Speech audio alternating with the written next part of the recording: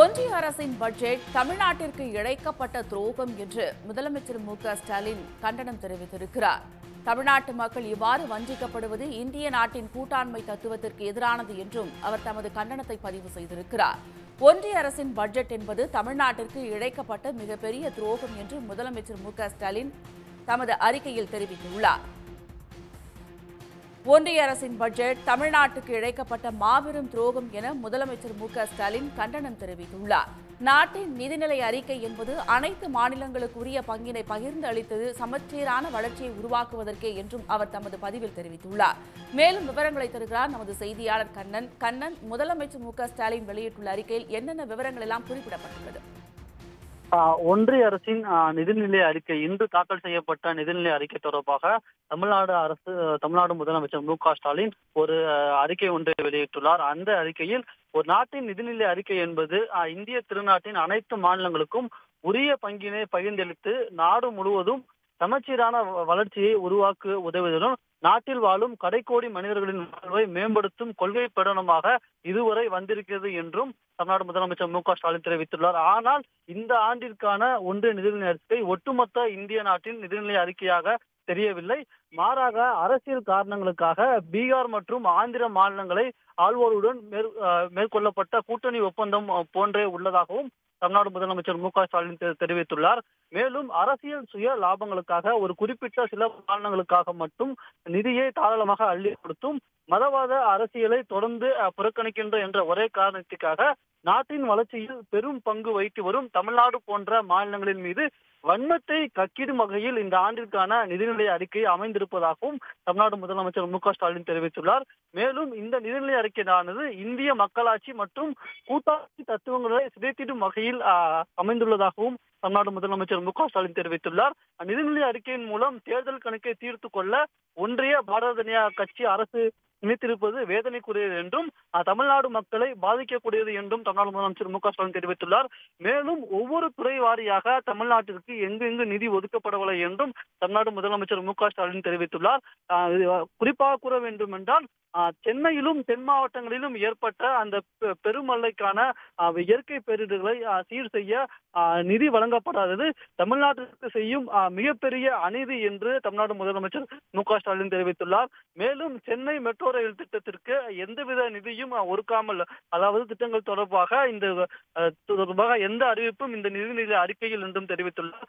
மேலும் தமிழ்நாட்டிற்கான எந்த ஒரு புதிய ரயில் திட்டங்களோ நெடுஞ்சாலை திட்டங்களோ இடம்பெறவில்லை என்பது மிகுந்த ஏமாற்றத்தை தருகிறது என்றும் தமிழ்நாடு முதலமைச்சர் மு.க.ஸ்டாலின் தெரிவித்துள்ளார். மேலும் ஒன்றிய நிதியமைச்சர் தன்னுடைய நிதிநிலை அறிக்கையில் தமிழ்நாட்டில் ஏற்கனவே சிறப்பாக செயல்படுத்தி வரும் பல திட்டங்களை நகல் எடுத்து பயன்படுத்தி இருக்கிறார் என்றும் முதலமைச்சர் தெரிவித்துள்ளார். ஆனால் இரவல் வாங்கி பயன்படுத்துவோர் நன்றி கடனாக தமிழ்நாட்டிற்கு பெரும் திட்டம் ஒன்றை கூட அறிவிக்காமல் விட்டது ஏன் என்றும் தமிழ்நாடு முதலமைச்சர் மு.க.ஸ்டாலின் தனது அறிக்கையில் கேட்டுள்ளார். மேலும் ஒன்றிய நிதிநிலை அறிக்கையானது நடுத்தர மக்களுக்கு எந்த ஒரு நன்மையும் செய்யாமல் வெறும் பெயரளவுக்கு வருமான வரி விகிதம் குறைக்கப்பட்டுள்ளதாகவும் 10 ஆண்டுகளாக வருமான வரி குறைப்பின்றி இருந்து வந்த நிலையில் வெறும் 17,500 ரூபாய் மட்டுமே குறைக்கப்பட்டுள்ளதாகவும் தெரிவித்துள்ளார்.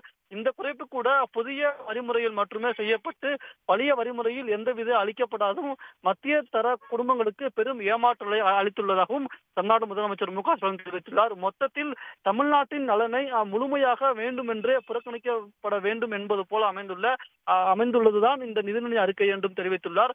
இது தமிழக மக்களை இவ்வாறு வஞ்சிப்பது இந்திய நாட்டின் கூட்டாண்மை தத்துவத்திற்கு எதிரானது என்பதையும் தமிழ்நாடு முதலமைச்சர் மு.க.ஸ்டாலின் தெரிவித்துள்ளார்.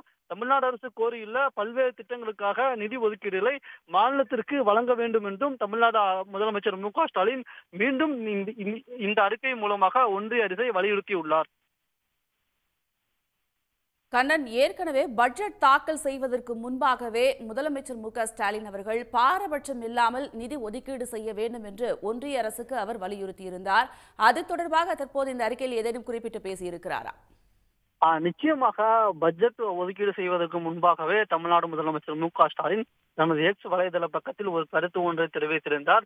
அந்த கருத்தில் ஒரு குறிப்பிட்ட சில திட்டங்களை தெரிவித்திருந்தார். அதன்படி பார்த்தோம் என்றால் சென்னை மெட்ரோ ரயில் திட்டமானது மிக முக்கியமாக திட்டமாக பார்க்கப்பட்டது.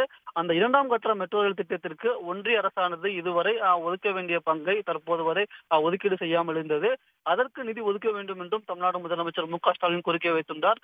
மேலும் இயற்கை பேரிடர் தொடர்ந்து 2 இயக்கம், அதாவது சென்னை மாவட்டங்களில் ஏற்பட்ட வெள்ளம் மற்றும் தென் மாவட்டங்களில் ஏற்பட்ட வெள்ளம், இந்த 2 வெள்ளத்துக்கும் தமிழ்நாடு அரசானது 37,000 கோடி ரூபாய் நிவாரண நிதியாக வழங்க வேண்டும் என்று ஒரு அறிக்கை கேட்டது. அதில் ஒன்றிய அரசானது 276 கோடி ரூபாய் மட்டுமே வழங்கியது. அதுவும் சட்டப்படியாக வழங்க மட்டும் வழங்கியது.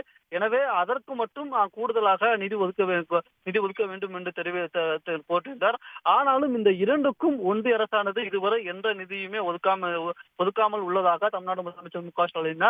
ஆனால் உத்தரகாண்ட், சிக்கிம், இமாச்சல பிரதேசம், அசாம் போன்ற மாநிலங்கள் மட்டுமின்றி பீகார் மாநிலத்திற்கு மற்றும் 11,500 கோடி ரூபாய் பேரிடர் தடுப்பு பணிகளுக்காக வழங்கப்பட்டுள்ளதாகவும் இது தமிழ்நாட்டிற்கு இழைக்கப்பட்ட மிகப்பெரிய அநீதி என்றும் தமிழ்நாடு முதலமைச்சர் மு.க.ஸ்டாலின் தெரிவித்துள்ளார்.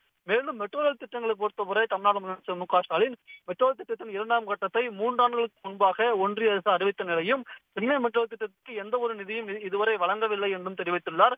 2ஆம் மெட்ரோ ரயில் திட்டத்தின் செயல்பாட்டினை பெரிதும் பாதித்துள்ளதாகவும் சென்னை மக்களுக்கு கடும் சிறப்படுத்த ஏற்படுத்தி வருகிறது. மேலும் கோவை மற்றும் மதுரை மெட்ரோ ரயில் திட்டங்களுக்கான எந்த ஒரு அறிவிப்பும் இந்த நிதிநிலை அறிக்கையில் தெரிவித்துள்ளார்.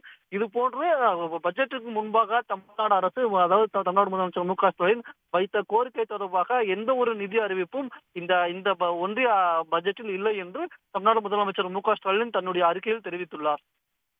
உடனுக்குடன் செய்திகளை தெரிந்து கொள்ள சன் நியூஸ் பெல் ஐகானை கிளிக் பண்ணுங்க.